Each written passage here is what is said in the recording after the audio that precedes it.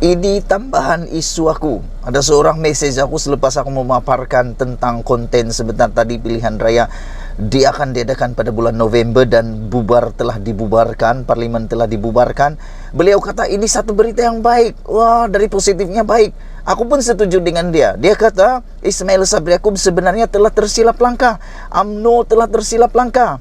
Aku pun heran apa yang silap langkahnya membubarkan parlimen. Dia kata begini, kalau parlimen telah dibubarkan, PRU pada waktu banjir benar-benar berlaku. Dia kata semua penduduk akan dikumpulkan dalam satu tempat, yaitu pusat pemindahan banjir. Dan beliau kata SPR telah berjanji akan menyempurnakan PRU itu dengan sebaik-baiknya. Dan mungkin ada kemungkinan PRU akan dibuat di pusat pembuangan undi, tempat di mana orang-orang yang kena banjir, pemindahan banjir ini berkumpul.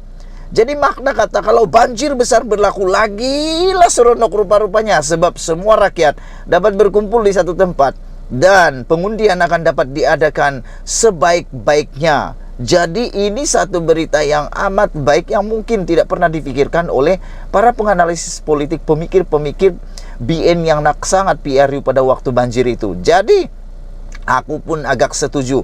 Kalau PRU dan tiba-tiba banjir besar, makin besar banjirnya, makin baguslah itu. Sebab semua orang yang dipindahkan di kawasan ataupun tempat pemindahan sementara akan terus terkumpul dan boleh membuang undi pada hari itu juga. Tanpa perlu dipaksa-paksa, mau tidak mau mereka akan membuang undi. Sama ada mereka memilih siapapun, itu lain cerita. Yang pentingnya mereka akan dapat membuang undi dengan lebih mudah.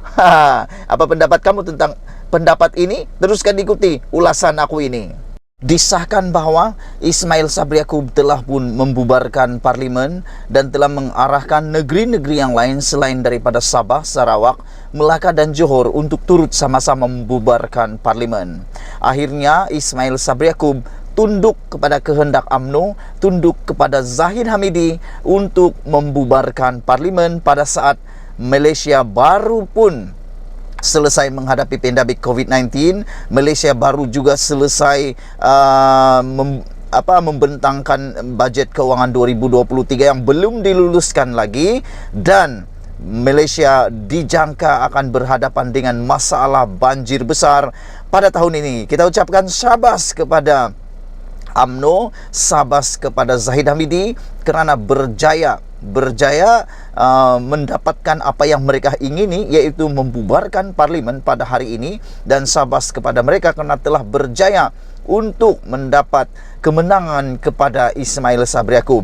Aku fikir ini bukan kemenangan untuk rakyat, tetapi kemenangan pertama untuk UMNO dan kemenangan pertama untuk UMNO dalam mendapatkan apa yang mereka cita-citakan.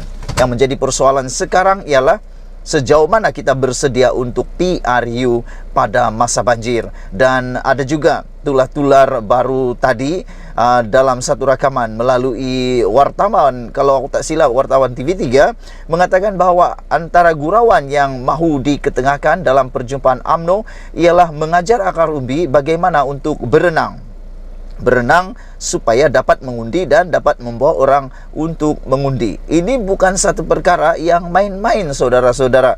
Mau mengundi dalam keadaan yang banjir bukan perkara yang mudah. Mau mengundi dalam keadaan yang banjir bukan satu perkara yang selamat. Tapi oleh kerana telah dibubarkan, jadi kita ingin ucapkan tahniah dan kita tidak mau marah. Kita tidak langsung kecewa, kita tidak langsung nak meroyan, tidak. Tapi kita gembira kerana ini waktunya untuk kita menghukum mereka yang telah menyusahkan rakyat. Aku nak mengajak kepada semua rakyat Malaysia, jangan takut untuk mengundi. Mari kita berdoa beramai-ramai supaya jangkaan banjir itu ditunda oleh Tuhan sendiri dan tidak jadi banjir di mana-mana. Maka menyesallah mereka yang telah menjangkakan bahawa banjir kononnya akan berlaku.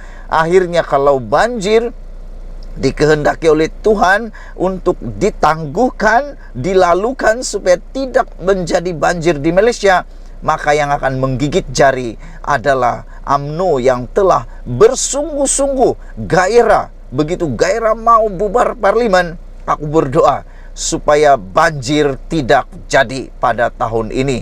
Aku berdoa supaya banjir dilalukan oleh Tuhan untuk tahun ini, dan berlaku banjir. Kalau bukan tahun ini, nantilah tahun depan sajalah.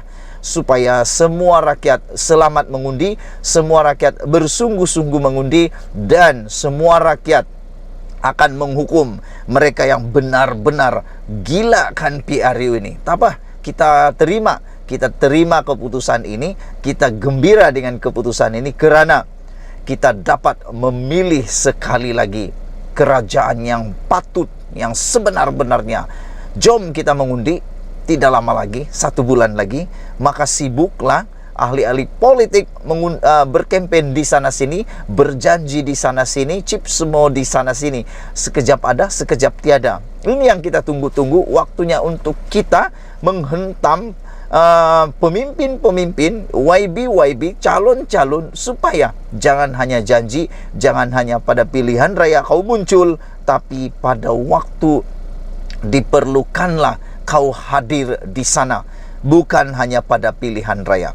Aku berdoa supaya dengan adanya PRU ini, kita dapat memilih parti yang benar-benar dapat memimpin negara, tidak mementingkan diri sendiri, dan juga tidak mementingkan kekayaan sendiri, kuasa sendiri. Dan aku juga berdoa supaya tindakan Ismail Sabri Yaakob ini tidak menjerat dirinya sendiri, kerana telah dijanjikan menjadi poster boy. Pertama, telah dijanjikan menjadi Perdana Menteri selepas PRU 15. Kita tengoklah nanti, aku jangka akan ada drama besar yang akan berlaku.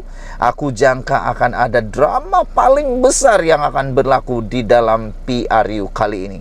Pertama dramanya ialah poster boy UMNO, poster boy Perikatan Nasional, poster boy PH. Kerana dalam PH, poster boynya sudah tentu adalah Anwar Ibrahim. Dan poster boy untuk Perikatan Nasional pula ialah Muhyiddin Yassin. Tetapi untuk UMNO BN, tiada siapapun yang dapat menjamin Ismail Sabri Yaakob akan menjadi poster boy. Kerana sebelum ini Puan Zarkasi kata beliau tidak layak menjadi poster boy kerana beliau adalah Perdana Menteri paling lemah yang ada daripada UMNO. Itu kata Puan Zarkasi. Jadi aku nak cakaplah, kalau ini adalah tindakan yang menjerat Ismail Sabri Yaakob sendiri, ini pasti akan merugikannya. Dan ingat, kita gembira, PRU kali ini sudah ada akta larangan anti lompat parti atau larangan lompat parti. Aku gembira dengan perkara ini kerana dengan adanya akta larangan lompat parti ini, maka siapa-siapa pun tidak boleh dipancingkah, dibelikah, tiada sudah. Jadi kita harapkan dengan pembubaran parlimen ini akan memberi sinar baru kepada negara kita. Bukan sinar baru kepada Zahid Hamidi dalam kes-kesnya, bukan sinar baru kepada kluster-kluster mahkamah, dan jauh sekali memberi sinar kepada Najib Tun Razak. Kita tak harap sinar itu memberi sinar kepada Najib Tun Razak, tapi memberi sinar kepada rakyat, memberi sinar kepada Malaysia, memberi sinar kepada kepimpinan yang baru. Aku tak pedulilah siapapun kerajaan selepas ini, sama ada Barisan Nasional, Perikatan Nasional, Pakatan Harapan, maupun Pejuang, maupun siapapun, aku tak peduli. Yang aku peduli ialah sejauh mana mereka dapat membela kebajikan rakyat, membela nasib rakyat, dan membela sepenuhnya keperluan rakyat. Bukan keperluan perut mereka, bukan keperluan dompet mereka, bukan keperluan kuasa mereka, bukan keperluan untuk bebaskan diri, bukan juga keperluan untuk menjahanamkan orang, tetapi keperluan untuk membantu rakyat. Jadi sudah sah hari ini, apalagi yang kita nak kata, memang confirm hari ini bahawa parlimen telah dibubarkan, yang di Pertuan Agong telah memperkenankan pembubaran ini, dan aku nak akhiri hari ini dengan serangkap pantun. Jom kita ramai-ramai mengundi. Itu saja, bukan pantun, tapi mari kita mengundi. Kita hukum mereka yang telah menyebabkan kita susah. Kita jumpa lagi. Bye-bye.